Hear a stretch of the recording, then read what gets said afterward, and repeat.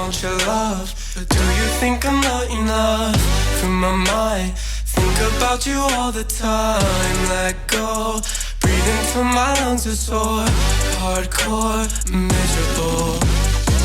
Secretly, I think you're a mystery. Hey everyone, welcome to the newest episode of On That Note with Parker Whirling. Today's guest joins me from St. Louis, Missouri. He's a hyperpop singer-songwriter with 2 new songs out right now called Hardcore Miserable and Out the Bed. They're super catchy and fun. You need to go listen to them. But before we start, please make sure to like and subscribe to the podcast on Spotify, YouTube, and Apple Podcasts. And on that note, please welcome Luke Markinson. I like your albums in the back. Thank Very you. Cool setup. I like to have fun and throw up different ones, and depending on what I think maybe the person listens to or whatever the vibe of the day is, I'll switch it up. So today it's a little more colorful because I feel like your music is very vibrant, whereas yesterday I had like very black records because it was more haunting the music I was going after. That's cool. Yeah, I love that Phoenix record so much. Thanks. It's Yeah, so fun. It is a great album, and it's one of my staples from like my high school era. I was listening to it all the time. Well, Luke Markinson, thanks for joining me for an episode of On That Note with Parker Whirling. I'm excited to have you on. As I understand it, you have 2 new songs coming out tomorrow. Actually, we're recording this the day before you release Hardcore Miserable and Out the Bed. But before we get started talking about that, I kind of want to throw it all the way back and ask you about, do you remember the day you first heard that Vine was getting shut down? Yes, I do remember that moment, and it was a bit traumatic for me. I'm gonna be honest. I was really big on Vine. Me and my best friend Skylar made videos like almost every day, and so when I heard Vine was gonna get shut down and I couldn't put out music anymore, I was super sad. But it had a well-lived life, you know? Like, I feel like some of the best memes and videos are from Vine, so I feel like it will live on in spirit, at least. Vine certainly has lived on in spirit, I think. Like, anyone I know who's my age looks back on, you know, the times of Vine as like as a golden age of memes and jokes, and like it was pretty forward thinking, I think. You know, having every video be under 7 seconds, that must have had kind of an impact on the way you write and record music nowadays, you know, if that's how you consumed it so much and how you put out music, right? For sure. I feel like, you know, making music on Vine where you need to grab someone's attention immediately, like, just really taught me to make catchy choruses and like really lure people in with like the start of the song. So that's what I've tried to do on these 2 songs. Out the Bed especially, I wanted to make sure the chorus was, you know, right in the beginning so it could get stuck in people's heads as quick as possible, you know? It's very smart. I mean, that is how things seem to be always going. You know, you gotta have things to be catchy right off the bat, especially if you're making, you know, futuristic pop or hyper pop, you know, whatever you want to call it. But it is always immediately catchy, and that seems to be something you have a very strong suit in. Tell me about the writing and recording process for these new 2 songs, Hardcore Miserable and Out the Bed. So I've been working on these songs since, I want to say like August. So I worked with my friend Will, who's a producer in LA for Hardcore Miserable, and my friend Landon too. And yeah, I got the beat from them, you know, wrote all of the lyrics, worked with Will to make sure like the vocals were really good. You know, we sent versions back and forth to each other. And yeah, same with Landon. So usually like what my process is I'll get some sort of instrumental that's really raw and not developed, and I'll just, you know, sing random, like I'll hum or sing random things, and then start to sort of build a story. So with these 2 songs, I was, you know, going through a breakup, So I was really just inspired about like the feelings I had with that person in the relationship and sort of reflecting after. And that's why it's been taking so long, to put them out, is because I just really wanted to make sure, what I was saying was right and authentic. That's a great goal to have, to be able to tell that story the way you want to tell it. What has been kind of a learning lesson for you over the years? Because you've released songs before this. Has there been anything specific about these two songs that kind of taught you something new when it comes to the writing and recording process, or just being a creative in general? For sure. I think sometimes I get a little carried away with trying to do a lot. I feel like there's so much music out there right now. Um, Artists are releasing music like never before. So I, at least for my past few songs, was really trying to have a maximalist approach. And with these two songs, I thought it was better just to be more like vulnerable, and really like be clear about the message behind the songs and just sort of sonically how it was presented. Do you feel like being more vulnerable in the songwriting process, was that easier or was it harder than you thought? Oh, way harder. It's so much easier, to write superficial lyrics about, going out or hanging out with friends, not that they're wrong in any way. Like, everyone loves those things and they're fun. It's pop. It should be an enjoyable, listening experience. But I don't know. I wanted to like make these songs at least very meaningful and like deep in any way. And even though it is pop music and it's accessible, I still feel like I was able to be super creative with these two songs. They are very experimental, to me at least. Like, there's a lot going on with the sound design. I think it's interesting that you say it was harder to be more vulnerable, because I feel the same way. Although when you think about it, it's like when you're being vulnerable in your songwriting, you're just drawing typically from your own dark experiences, not necessarily dark, but just your experiences. And you would think, because you've lived these things and you have these things in you, that you should just be able to bring it out. And it's not the case. Usually it's like you just don't want to go there. So was there a moment where you were like nervous or scared to put it out and you had to kind of overcome that? For sure. I feel like, people always try to suppress like what's uncomfortable for them. Even when you know something to be true, it's hard to sort of, be yourself and be out there. As someone who's now out as gay, like, it was really hard for me to come out and deal with that. And so I feel like it was almost a little bit similar, being able to be vulnerable and, express myself with these songs.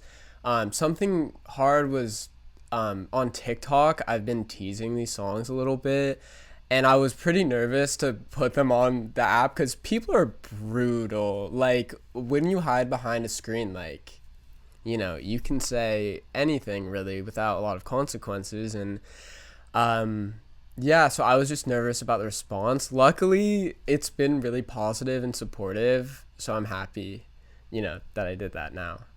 Yeah, I mean, people on the internet are going to be brutal no matter what. You just have to know in your own heart that it's something you appreciate and that you love, and the right people are going to hear it and love it as well.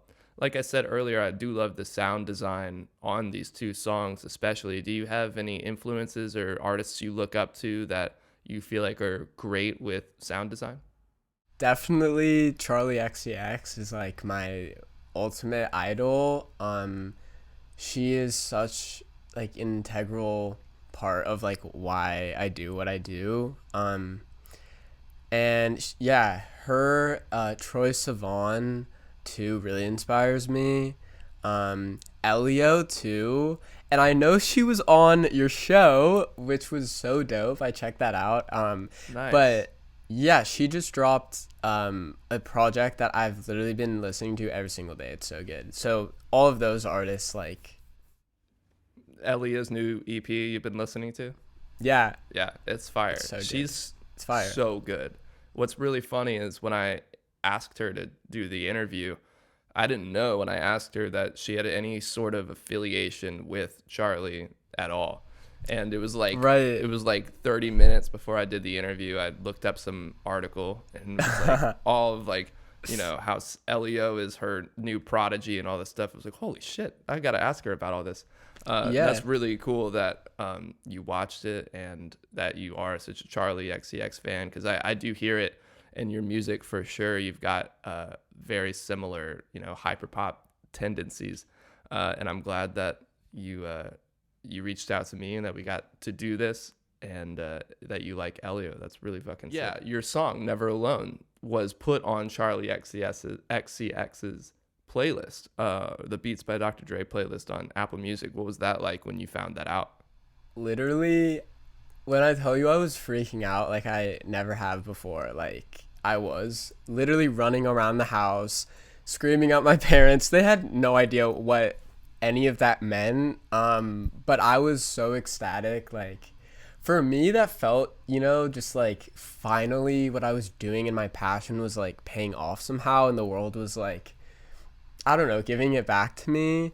So that was like super validating to see that. And also the fact that just to know that she's like heard my voice and my music and liked it enough to, you know, put it on a playlist is insane. It's insane. Yeah, Can't even that is articulate so cool, it. dude. So what, did he get an email? Did he get a phone call? Like, how did you find out? I was just mentioned on Twitter, and they were like, these are some of the artists like featured on it, and I was like, you're kidding. Like where's the camera? Am I unpunked? Like, I feel like this is a joke. Dude, that's amazing. That's such an event that all artists look for, you know, that recognition or validation from some higher entity that tells us like, yes, you are on the right track. Exactly. Totally. Yeah. It felt so good. Awesome. Well, that's going to take us over to the last 5 here, where I'm just going to ask you 5 quick questions and then we'll be done, man. All right. Sounds good. Awesome. Well, number 1 is Logic or Ableton? Logic. Logic. So have you ever tried to use Ableton? No. No. It's you know, I would say stick with what you like, what you're good at. It's fun to experiment around. I like Logic for most things, but it's fun to experiment around in Ableton just because it's kind of a weirder outlook than Logic is, and I think it's pretty good for on the fly creative ideas as opposed to like starting a track from, you know, start to finish. Oh, for sure. I want to get more into production and try it out. Yeah, you absolutely should. Have you ever done any production of your own tracks? No, not yet. I mean, I'll just, yeah, record the vocals raw pretty much and mix them like a little bit, but I'm really not that good at that.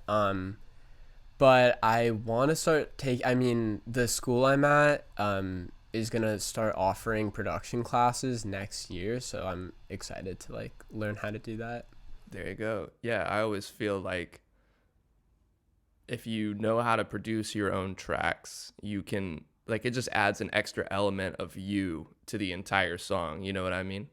Exactly. But I also really like collaborating with other people because I feel like, you know, they also bring sort of their own inspiration to the mix, and like sometimes having like, you know, those different perspectives and I don't know, just ways of making music like are really cool and unique.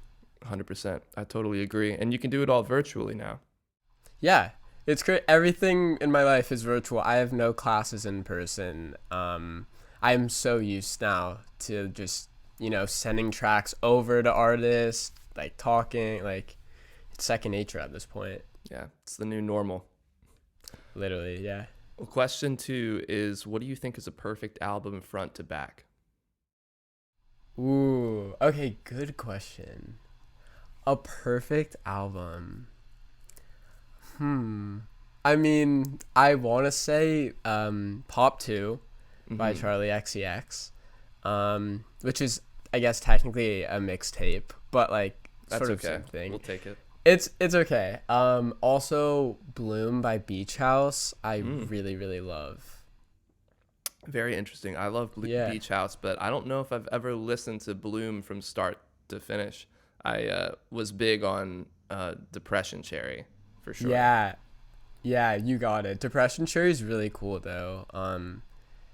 Yeah, PPP I think is my favorite Beach House song. So It's I a love great that one. I always love Sparks. That song is ridiculous. Yeah, and they got so much inspiration from like My Bloody Valentine and like shoegaze artists like that. So I feel like that with their like unique songwriting, like they're just so good. I love them.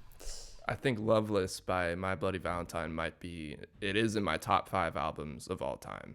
Yeah, I'm literally in a Facebook group about Loveless memes. Like the whole group is just dedicated to that, and they post like the funniest memes all the time. You should Please join. send me that. I need to be a part of this. I will.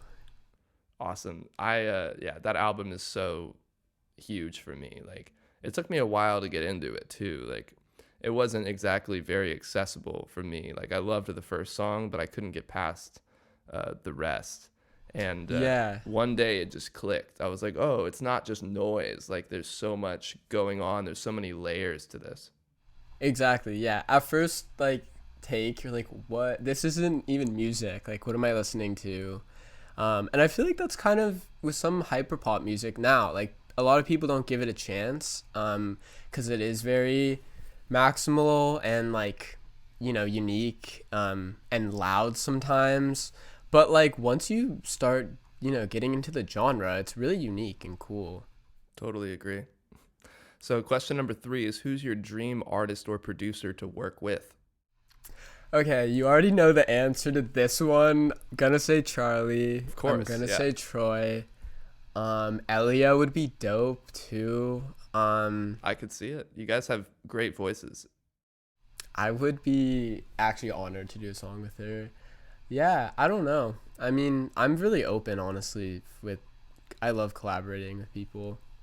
Yeah, that's cool. You have a good way of, I mean, every song so far you've collaborated with someone, right?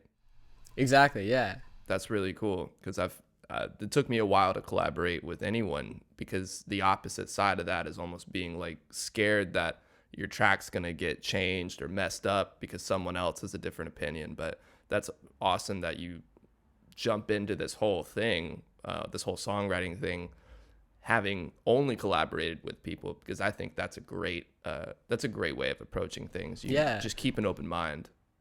I mean, music brings people together. Like, people love music. You get to go to concerts and be with people or dance with your friends or whatever. So I feel like, why should also creating music just be a solo thing? But yeah, I mean, not to say, don't make music by yourself. I think sometimes the most powerful like lyrics come from, introspection. But, at least some aspects of it I feel like are really helpful to do that. Yeah, there's no wrong way to do it, and it's cool to try both ways. Yeah. Awesome. Question number 4 is, what's on your musical rotation right now? Musical rotation. You Bree gave Elia the Runway. shout out.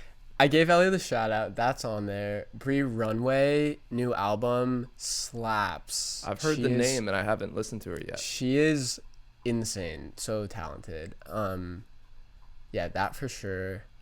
What else? I was listening to the 1975 a bit, a brief inquiry into online relationships.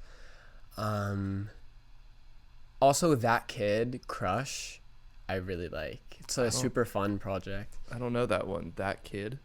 He's a hyperpop artist. Gotcha. So he's made like music with Slater. Do you know her? I know the name. When it The comes to name, yeah. hyperpop, I know I'm like one layer in the probably 100 Yeah. layer deep. Oh, it's so rabbit deep. hole. You can Yeah. really go into it. Yeah. What about you? What have I been listening to? Yeah. Oh man, no one's asked me that. Let me think. Well, it's funny because doing this show, most of the time I'm listening to the artists I'm about to interview, or artists that like I'm trying to look for artists and find some. So I'll go down multiple rabbit holes of listening to like 3 songs at least by 50 different people in a week, just to like see, sift through who's out there and who I should send invitations to and all that. And but other than that, if we exclude that, I guess I've been listening to One O Tricks Point Never a little bit, who's an electronic artist. You may know him if he did like the scores for the Safdie brothers movies, Uncut Gems. And oh yeah, he did the score to that.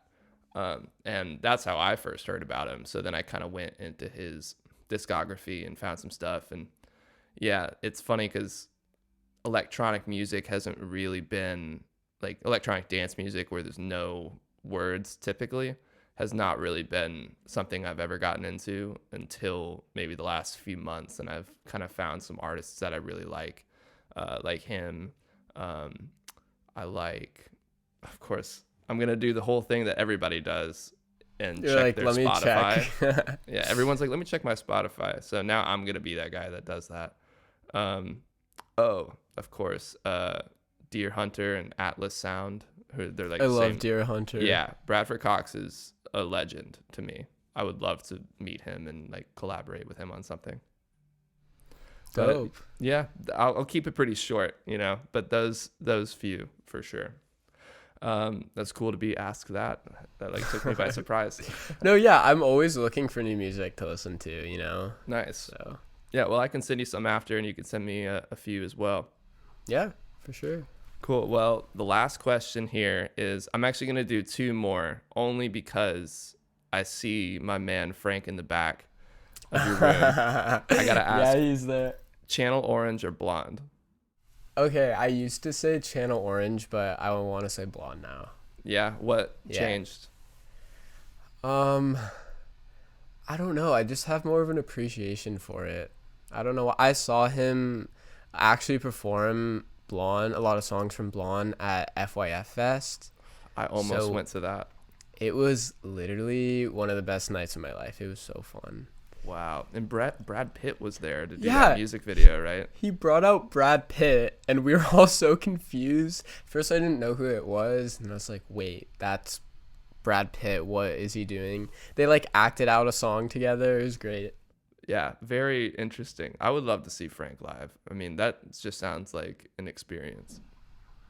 For sure. And my actual last question before I saw your poster Okay. was Vine or TikTok? I mean, Vine is always going to have a special place in my heart, so I'm going to say Vine, but TikTok's the future. So Okay, yeah. I don't know. I don't know. Vine is like, it will Nostalgic. never. It's nostalgic. There you go. But TikTok is the future. I still don't have a TikTok, and I actually made one, and I made one stupid little thing, and never did anything else with it again. I'm kind of worried that I would get totally addicted, and I don't need another thing to be like on my phone for. It's super easy to get addicted. Like, the For You page is made for that. Like, endless scrolling, just literally videos cater to what you like. But yeah, I don't know. I feel like you could honestly make cool music. I see a lot of either music reviewers or just people being like best new artists on TikTok, and they do really well. I don't know. Yeah, it makes sense. It seems like it's a platform that can really be a host for any sort of hobby or activity. And I'm like, it would be cool to be on it and do the things like best new artist and make a TikTok of that or whatever. But it just, to me, I'm like, I got this going on, and just if my heart's not in it, I don't feel like I'm gonna make as much of a dent in the TikTok world as someone who's for all sure, about for it, sure. For sure, I get that. Well, cool. Luke Markinson, thanks for joining me on the show and talking about your 2 new singles, which are out now as the episode is out, called Hardcore Miserable and Out the Bed. It's cool that we get you the day before the release, get your thoughts? Yeah. If you interviewed me tomorrow, I'd be all over the place. So this is probably better for both of us. Get a very mentally. composed Luke here. Yeah, exactly. Awesome. Well, like I said, everybody needs to go check it out. Hardcore Miserable and Out the Bed. They're going to be on Spotify, SoundCloud, all that good stuff. And yeah, man, thanks again for coming on and talking to me. Yeah, thanks for having me so Anytime, much. man. I'll talk to you later. See you, Luke. All right, see Bye. ya. Get up to bed, don't you forget all of the memories that we collect. Thank you again for joining me for another episode of On That Note with Parker Whirling. If you haven't yet, please make sure to like and subscribe on YouTube and Apple Podcasts, and you can even leave a comment down below to let me know who you're listening to. On that note, I'll see you guys next time. You're in my head, out the